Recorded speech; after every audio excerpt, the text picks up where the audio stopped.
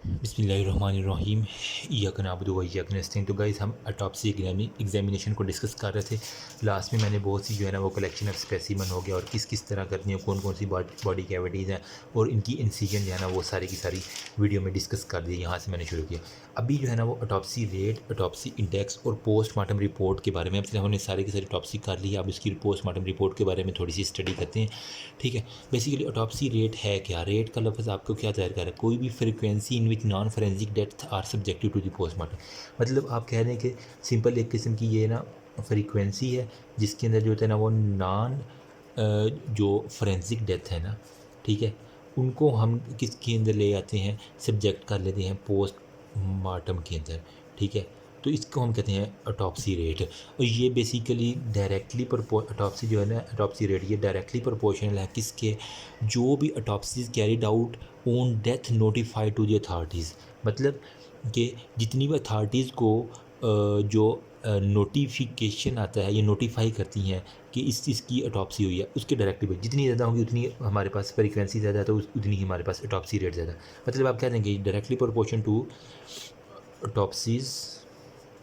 चलिए मैं बुक वाली लाइन बता देता हूँ। ऑटोप्सी कैरिड आउट ऑन जो होता है ना डेथ नोटिफाइड टू अथॉरिटीज़।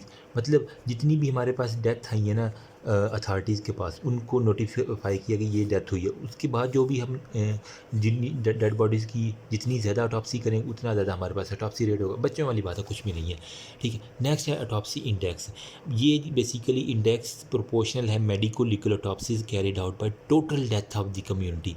मतलब जो कम्युनिटी की टोटल डेथ्स हुई हैं ना, ठीक है, उनमें से जिन जिन की डेड बॉडीज़ की मेडिको लीगल जो हमने लास्ट टाइम भी पढ़ा ना, जो कि एक लीगल अथराइज्ड पर्सन करता है ऑटोप्सी, मेडिको लीगल ऑटोप्सी की जाए। टोटल डेथ में जितनी भी मेडिको लीगल ऑटोप्सीज़ की जाए ना, तो वो हमारे पास बेसिकली आता है ऑटोप्सी इंडेक्स। अब मेडिको लीगल में हमारे पास क्या आ जाता है, हम जनरेट करते हैं एक एविडेंट्री डॉक्यूमेंट जिससे हमें एविडेंस मिल जाता है।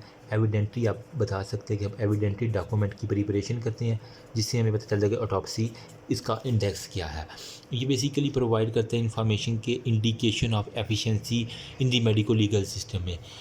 मतलब इसका यूज़फुल इसीलिए है ना कि हम इसको जो मेडिको लीगल सिस्टम है ना उसकी एफिशिएंसी को इम्प्रूव करने के लिए हम एक किस्म की करते हैं। इन सिंपल वर्ड, जितना भी हमारा मेडिको लीगल सिस्टम है ना उसके ऊपर ये ऑटोप्सी इंडेक्स उसकी एफिशिएंसी की इंडिकेशन करवा देता है।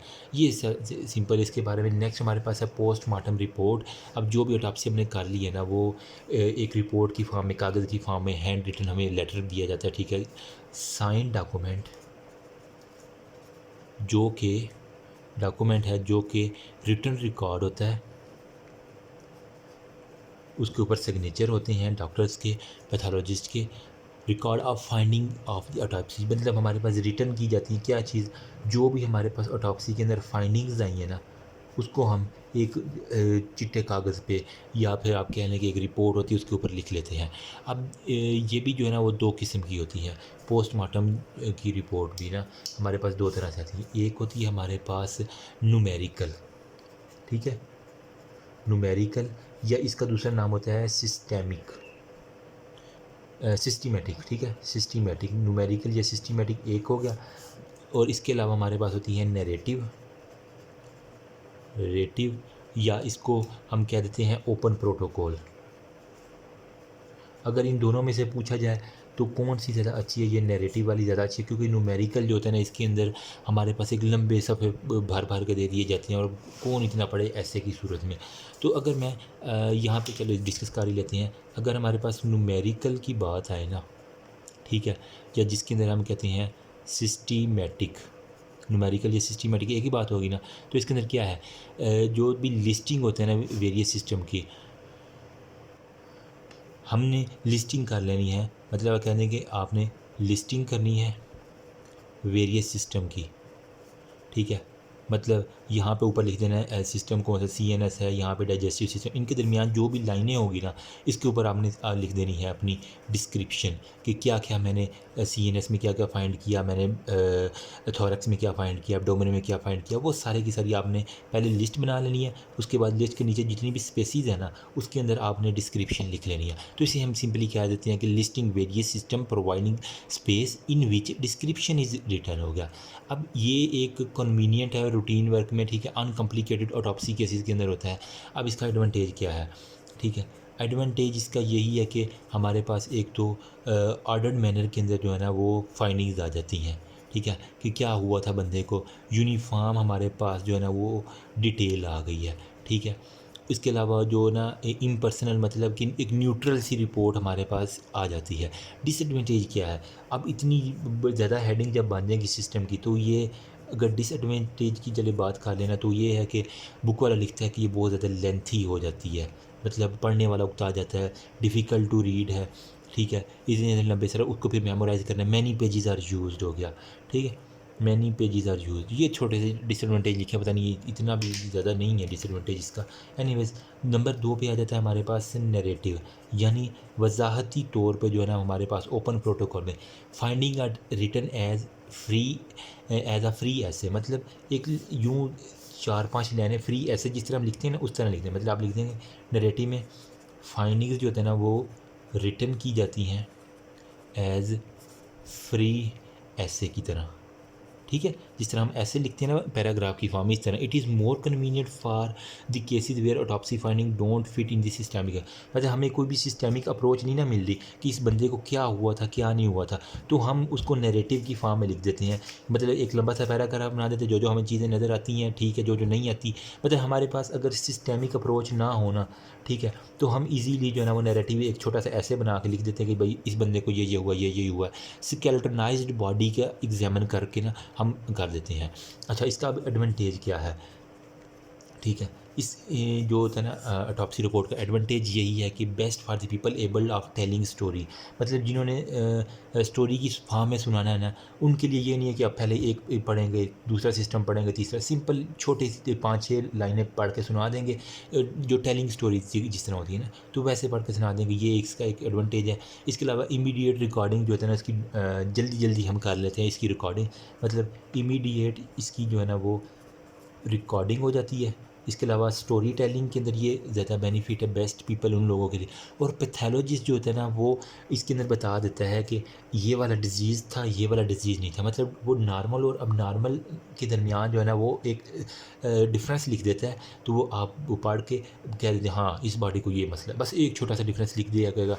मतलब आपने पैथोलॉजिस्ट का एक नाम इसके अंदर नैरेटिव के अंदर, पैथोलॉजिस्ट जो होता है ना वो क्या करता है, एबल होता है to differentiate between normal and abnormal narration. मतलब अगर पैथोलॉजिस्ट के पास वो रिपोर्ट गई है ना नैरेटिव वाली, वो इजीली फाइंड कर लेगा कि इसके अंदर जो है ना वो क्या नैरेटिव ठीक है जो है। कब किया जाता है ये, जब अचानक एक्सीडेंटल डेथ हो, मतलब मल्टीपल इंजरीज हो जाए ना। मैंने अपने एक दोस्त की एक्सीडेंट देखा था, वो चंद दिन पहले वफात पा गया, बहुत बुरा एक्सीडेंट हुआ उसका, अल्लाह ताला उसकी मगफिरत करे। तो उसकी मैंने जो रिपोर्ट देखी थी वो नैरेटिव की फॉर्म में था, मतलब एक ऐसे की सूरत में, मतलब उसको इतनी one of the youngest man था वो, मतलब हम अब अगर कह लें वो एथलीट आदमी था, स्ट्रॉन्गेस्ट या फिर फिटेस्ट मैन कह लें ना। तो उसको जब डेड बॉडी देखी नहीं जा रही थी बेचारे की, मुंह एक तरफ से फटा हुआ था, मैंने खुद लाइव अपनी आंखों से देखी। अच्छा, जब डेथ जो है ना वो एक्सीडेंटल होती है ना, ठीक है, डेथ तो रोड एक्सीडेंट हो गया या बिल्डिंग एक्सीडेंट हो गया या फिर कोई भी एक्सीडेंट, उसके अंदर हम जो है ना वो नैरेटिव रिपोर्ट सारी की थियरी तैयार करते हैं। इसके लिए अब हम अलग-अलग से तो करने हैं क्योंकि वो ऑर्गन टूट-फूट इतने चीदा-चीदा हो जाते हैं ना वो बंदे को नहीं।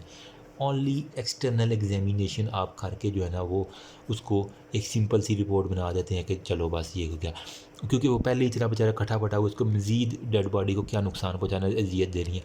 पोस्टमार्टम इसके अंदर नहीं डन किया जाना, जो बेसिक पोस्टमार्टम होता है ना वो इसके अंदर नहीं किया जाता नैरेटिव वाली रिपोर्ट्स के अंदर। अमूमन एक्सटर्नल एग्जामिनेशन की बेस पे हम ना एक ये फाइंडिंग बता देते हैं, ये हुआ, ये बस देख के जो जो जो हमें चीज़ें नज़र आ रही हैं।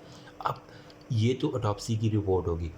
इस ऑटोप्सी की रिपोर्ट बनाने के लिए जो है ना वो हमने कुछ इंस्ट्रूमेंट भी तो चाहिए ना, ठीक है। तो वो इंस्ट्रूमेंट वो आपको पता होने चाहिए कौन कौन से इंस्ट्रूमेंट आपके लिए ज़रूरी हैं जिसके बगैर आप ऑटोप्सी नहीं कर सकते। सबसे नंबर 1 पे आपको अगर कह दें तो वो प्रोब्स होते हैं, ठीक है। मतलब आप कह लें जनरल ऑपरेटर्स ही एक तरह के होते हैं, ठीक है। आप अगर गूगल पे करें तो आपको वो एक डिवाइस ही नज़र आएगी। आप कह लें सिंपल में जनरल ऑपरेटर्स, ठीक है। फाइंडिंग में हेल्प देते हैं। नंबर 2 पे हमारे पास सीज़र जो भी स्पेलिंग है, ठीक है। ऑल टाइप्स के मतलब मल्टीपल टाइप्स के सीज़र होते हैं ना, आपने देखा वो ट्रे जो पड़ी होती है उसके अंदर काफ़ी सारे सीज़र होती हैं, ठीक है। इसके अलावा हमारे पास होता है फोरसेप्स होते हैं, ये तो बच्चे बच्चे को पता है कि वो जकड़ने के लिए। इसके अलावा हमारे पास होता है नाइफ, ठीक है। मतलब जो जो एक होता है ना उसके पास, कसाई के पास चीज़ें वो भी इसी के अंदर आ जाती हैं। नाइफ हो गया, फोरसेप हो गया, इसके अलावा हमारे पास हैमर आ जाता है, आप कह लें हथौड़ा, ठीक है। इसके अलावा हैंड सा मतलब एक आरी आ जाती है हमारे पास, समझ रही हो ना, जो बढ़ई और कसाइयों वाली चीज़ें हैं ना, वो कैंची हो गई, ये नाइयों वाली चीज़ें होंगी। और इसके अलावा हमारे पास स्कैल्पेल्स जो होते हैं ना, एक किस्म का ये चाकू होता है बारीक सा ही, बिल्कुल तेज़धार आला होता है जो कि कट लगाने के लिए इस्तेमाल होता है। इसके अलावा हमारे पास विसरल बॉटल्स हो जाती हैं, अमूमन आम आम सी चीज़ें जो है ना। इसके अलावा हमारे पास ग्लव्स होते हैं, ठीक है। ट्रे होती है, हाँ वेट मशीन होती है जिसकी तरह हमें ना आर्गन का वेट करके बता देते हैं कि अभी इस आर्गन में एडीमा हुआ है या नॉर्मल आर्गन है, इस तरह की। मेजरिंग टेप होती है, मतलब जिस तरह इंची टेप होती है ना जो बढ़इयों के पास होती है या मिस्त्रियों के पास, इंची टेप वही। मतलब आप कहने कि ये क्या कहते हैं, मेजरिंग टेप। जल्दी जल्दी लिख रहा हूँ ताकि आपका टाइम वजे ना। मेजरिंग टेप हो गया, ठीक है। उसके अलावा ग्रेजुएटेड ग्लास हो गया जिसके अंदर हम स्पेसिमन वगैरह डालने की हेल्प होता है और वही काफ़ी काम है इसके। ग्रेजुएटेड ग्लासेस होती हैं। उसके अलावा स्लाइड्स होती हैं हमारे पास, ग्रेजुएटेड स्लाइड्स होती हैं। इसके अलावा टेस्ट ट्यूब होती है, ठीक है। इसके अलावा हमारे पास होता है स्पॉन्ज। तो ये बेसिक चीज़ें जो है ना वो हमारे पास ऑटोप्सी के इंस्ट्रूमेंट के अंदर आती हैं। अब नेक्स्ट जो है ना वो मैं डिस्कस कर रहा हूँ हैज़र्ड्स क्या हैं किसी भी ऑटोप्सी रूम्स के अंदर।